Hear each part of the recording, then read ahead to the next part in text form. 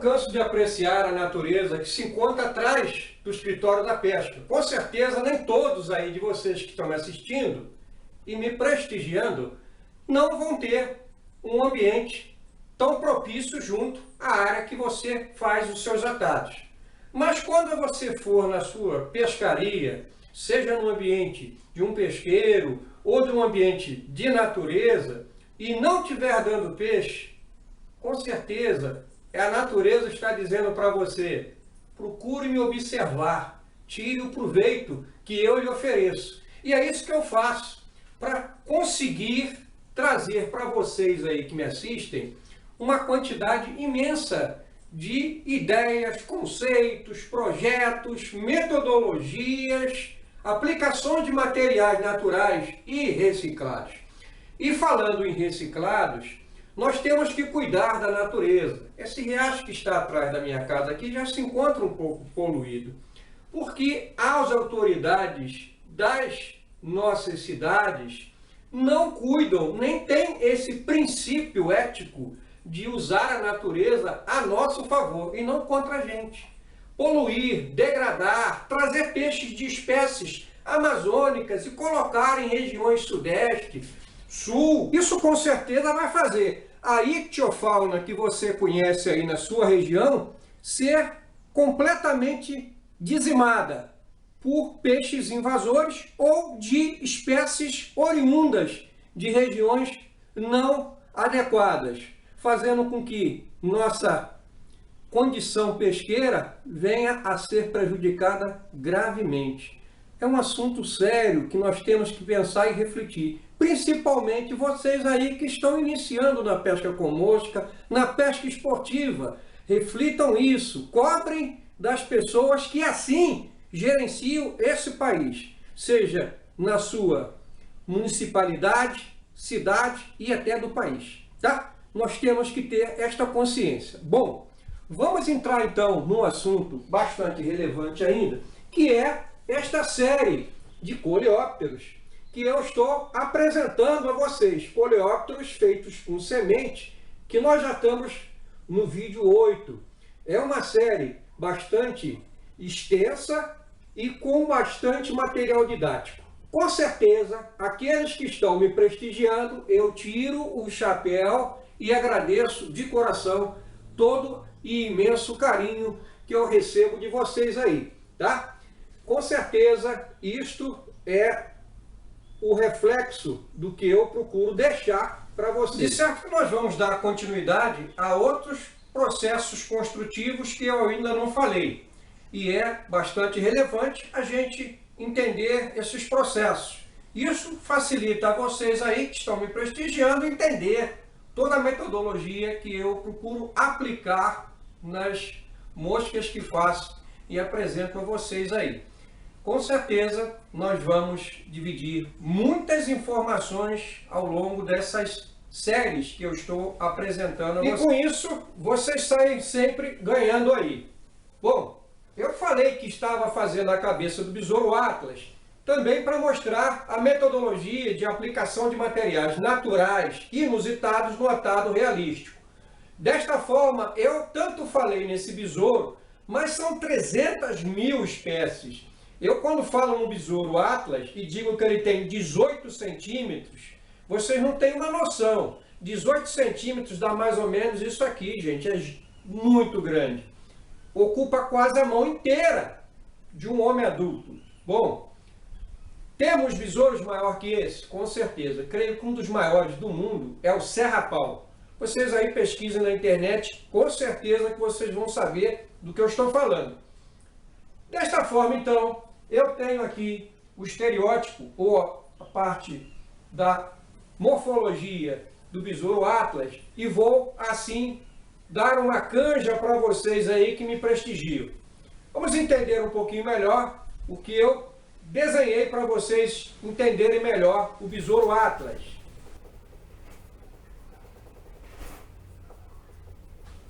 Desta forma, então, eu utilizando aqui a morfologia do livro, fiz, então, um besouro aqui estimado para a gente poder ter uma visão geral desse gigantesco como é besouro Atlas macho, que traz as características, então, da parte frontal aqui da cabeça, não é? Esses 3 chifres proeminentes aqui.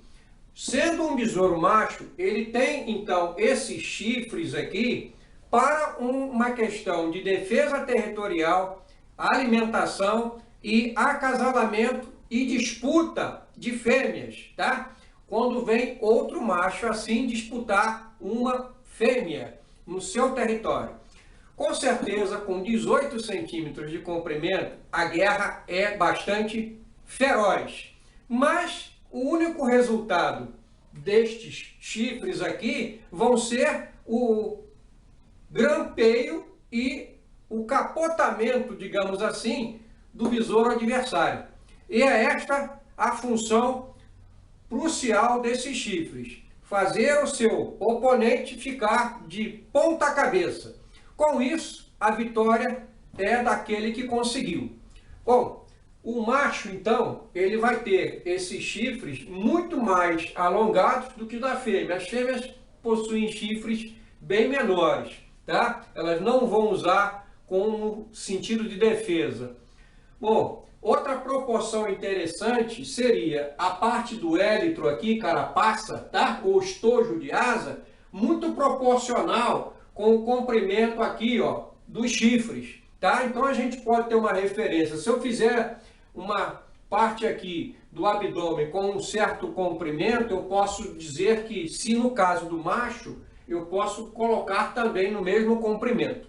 Isso é uma referência. Sendo a parte do protórax, então, meio aqui, indo mais ou menos neste comprimento aqui do abdômen. Então, essas proporções mais ou menos sendo seguidas, a gente consegue fazer uma mosca realística ou até uma mosca atrativa para a pesca dentro de uma proporção boa, tá? E a natureza sabe nos ensinando isso.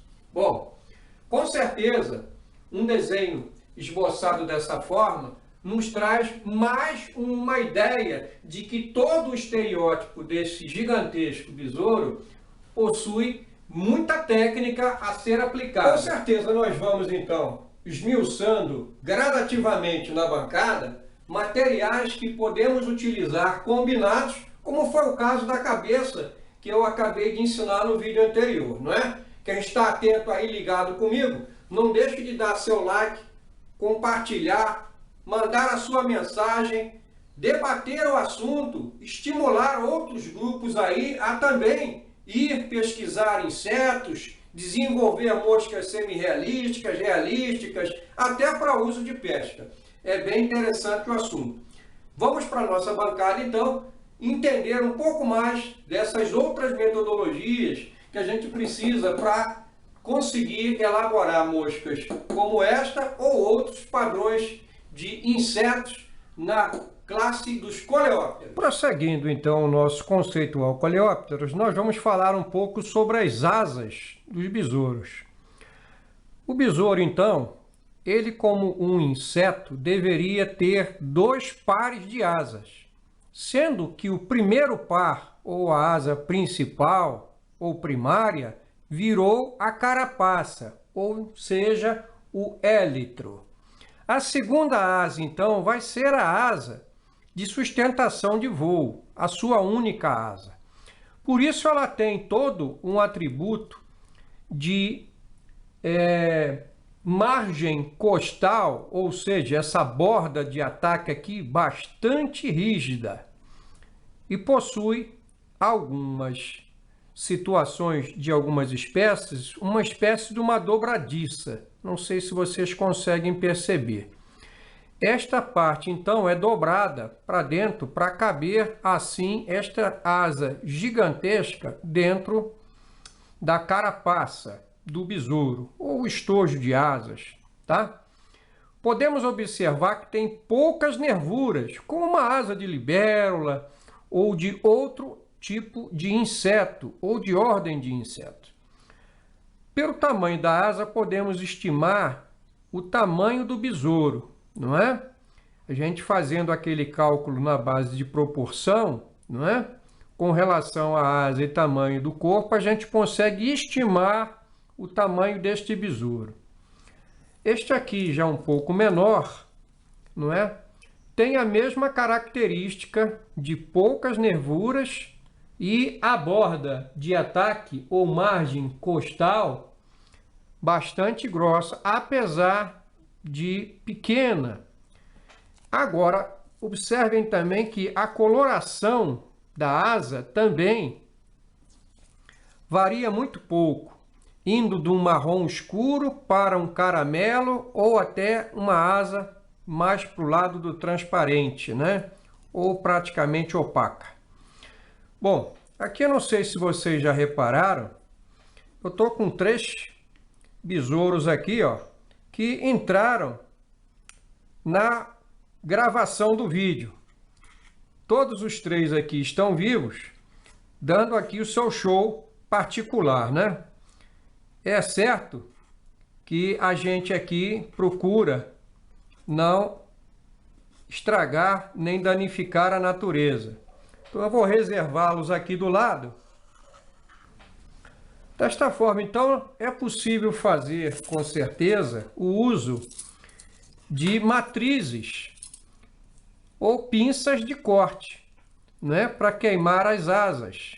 Nós podemos fazer, então, com metodologias muito simples, matrizes ou pinças para queimar asas, no shape, logicamente, de uma asa de besouro, tá? Isso eu já ensinei a vocês usando 2 chapinhas de metal, pode ser de alumínio, de uma latinha aí que você consiga, não é? Uma chapinha fácil, bota um arribite, prende e você modela o shape da asa. Essas aqui são mais, e em sua grande maioria, asas para as cigarras, tá? Mas a gente pode adaptar também. Com um pouquinho de trabalho a gente consegue adaptar. Desta forma, então, não querendo fazer esse processo, a gente pode fazer o processo que eu já ensinei, não é? No vídeo 83 de atado de nível avançado, reciclando padrões de asas de atado, tá? Ou no vídeo 218, Realistic Cicade Fly, parte 3. Aqui, que material é esse aqui? Para quem não lembra ou quem não tem tempo de ir lá verificar nos 2 vídeos que eu já recomendei. É papel ou filme de retroprojetor. Então isso aqui você imprime, é um acetato que você consegue imprimir. A gente pode imprimir a silhueta da asa, não é? Ou até desenhar com uma caneta à prova d'água pelo lado no qual a gente imprime. E com o uso de uma agulha de atado com a ponta mais rombuda, a gente vai fazendo então as demarcações das veias que a asa assim necessita. Depois a gente corta ou usa, no caso, algum padrão de pinça, tá? De pinça para queimar asas, para dar um acabamento melhor. Lembrando que uma mosca sendo realística, o trabalho, quanto mais esmerado, melhor. Outro material que a gente pode utilizar, e eu já comentei, não é? Também para cigarras dá para fazer asas para o besouro. É esse tipo de plástico PE, não é? E a gente com a caneta esferográfica, a gente consegue desenhar o shape da asa, tá? Até se a gente quiser colocar uma asa de inseto embaixo, a gente consegue aí, ó, capturar o desenho, para quem não consegue ter uma habilidade manual tão esmerada, né? A metodologia, então, segue a gente podendo utilizar o processo que eu já expliquei no vídeo 83, aplicar o material deste tipo de plástico aqui, ó, que é o BOPP, tá? Este tipo de plástico aqui a gente encontra nessas embalagens que reveste biscoito, né? E a gente às vezes nem sabe. E esse plástico tem um barulhinho, ó. Tá? Esse plástico ele leva e aceita bem a temperatura e enruga. Então, se a gente usar a expertise que eu já ensinei com o ferro de passar roupa, a gente consegue imprimir um certo calor e pressão, ele enruga, trazendo então com isso todo o shape do desenho da asa. Aí nós podemos cortar ou usar a pinça para queimar a asa. Olha quantas informações boas a gente consegue passar para vocês. Tudo para trazer aí asas para os seus besouros, não é? O processo, então, que eu falei, deste acetato fica assim, olha. Fica bem realístico, tá? Dá para fazer trabalhos muito bons. Como também a gente pode criar, então, um processo de asas bastante simples, feitas com dois materiais, que podem ser aplicados, então, em moscas que sejam para pesca, tá? Bom, como é que a gente faz esse tipo de asa aqui? Muito simples. A gente usa o plástico PE, que é aquele plástico tipo uma espuminha, né? E a fita Durex, desse padrão aqui de 5 centímetros, né? Mais larga, tá bom? Pode ser também aquela fita que é da cor mais escura, tá? Também aproxima do tom do padrão de asa, tá? Que aí você não precisa fazer grandes trabalhos de pintura com caneta à prova d'água, né? A gente faz então o shape com a caneta, criando o padrão e recobre com a fita Durex por baixo e por cima, gerando uma asa bem interessante, simples de fazer. Então nós temos essa aqui também que eu já falei, não é? E desta forma nós podemos sempre estar aí avançando com este processo de melhoria nos nossos atados. Lembre-se disso. Esse besouro aqui, por exemplo, foi feito com essa técnica aqui, ó, tá? Este padrão de asa aqui foi feito com essa técnica.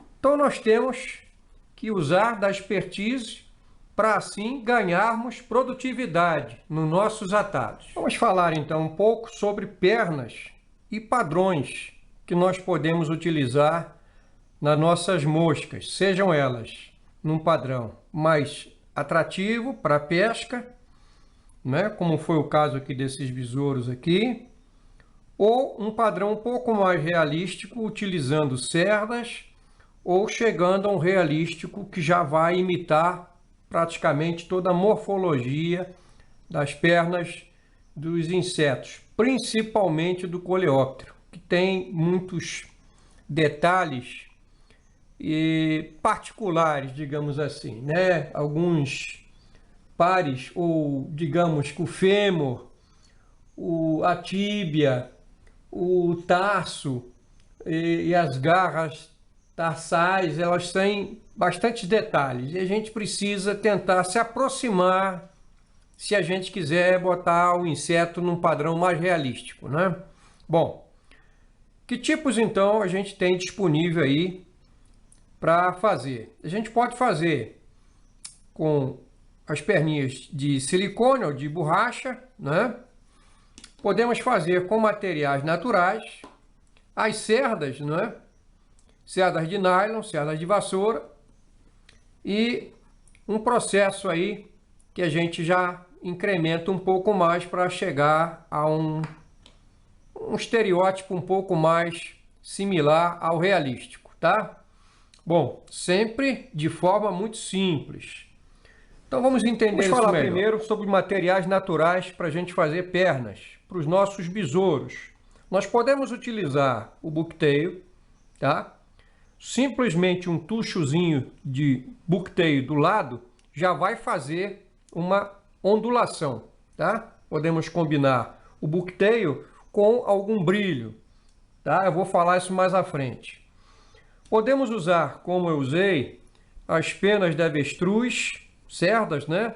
Da EMA, tá? Em várias cores. Isso também gera, com um pequeno volume na lateral da mosca, também faz um movimento legal. Atrai também o peixe. Podemos fazer um colar com a pena de galo, tá? Ou ossada ou récord. Com certeza também vai gerar vibração e vai gerar algum incômodo na flor da água, e isso o peixe detecta. Pode ter certeza que isso acontece. Outro material legal também de usar como pernas, ainda como material natural, bem purista, é a parte das cerdas mais grossas, das penas, das asas dos gansos, patos. Aqui no caso são os biotes, ou biotes, como queiram, né? São as partes das cerdas mais grossas, tá vendo? Dá para fazer perninhas também de besouros, como de outros padrões de insetos, tá? Bom, vamos entender agora um pouco de materiais não naturais, não puristas, nem por isso a gente deixa de usar. Vai uma dica bem legal para vocês aí. Quem gosta de material natural com material de brilho, pode combinar os dois e criar na lateral, então, um padrão de perninha bem legal, com movimento do pelo junto com a vibração e cor e atratividade da parte do brilho, tá? Quem não tem o pelo, então, o buqueteio ou o derrer, que seja, pode fazer com uma fibra, tipo essa aqui, tipo EP, ou similar, mixada também com brilho, fazendo então as laterais do besouro, como se você fosse atar um pedacinho de elástico ou de legs de silicone, tá? Fica bem legal também e traz um movimento em cima d'água. Outro material bem legal são esses materiais à base de silicone ou de látex, a borracha. É bem interessante. Tem vários aqui sobre a mesa. Esses aqui são então as legs de silicone que são usadas para fazer as saias de algumas iscas artificiais, como também encontradas em fly shops, tá? É bem legal porque tem uma atratividade, tem uma cor e gera um movimento. Aqui nós temos então elásticos que a gente consegue comprar, elásticos em armarinhos. Bons armarinhos vocês conseguem encontrar esses padrões de elástico aqui, que eles conseguem ser então desmontados assim em fatias, tá? Muito utilizado para quem vai montar máscaras de papel, não é? Aquele chapéuzinho de festa de aniversário, usa esse tipo de elástico aqui. Isso você encontra facilmente. Outro material bastante interessante é o fio de látex ou elastricô, tá? Isso aqui também você encontra no armarinho. Ele tem uma camada externa de uma trança, né, elástica de um tecido. Ele é trançado com uma linha e por dentro tem uma borrachinha, tá? Dá para usar do jeito que está aqui, sem tirar essa parte de tecido. Tem de várias cores e vários calibres, ou látex ou elastricô, tá? Olha lá aí, ó. Tem de vários calibres. Temos também, quando eu uso aqui para fazer algum trabalho que seja com resina e eu não quero sujar minha mão, a gente usa essas luvas cirúrgicas. E a borda da luva cirúrgica dá para a gente aproveitar, ó, tá vendo? Tira pernas bem legal. O padrão de luva cirúrgica dá para fazer outras coisas também, não só com a borda não, tá? Mas no caso aqui, para pernas, a borda vai ficar show. E este aqui, no caso, seria um fio de silicone destinado a quem faz bijuteria, cordões, pulseiras, tá? usa muito isso aqui. Tem de calibres mais grosso e mais fino. E é transparente. Aí você tonaliza aí na cor que você precisa.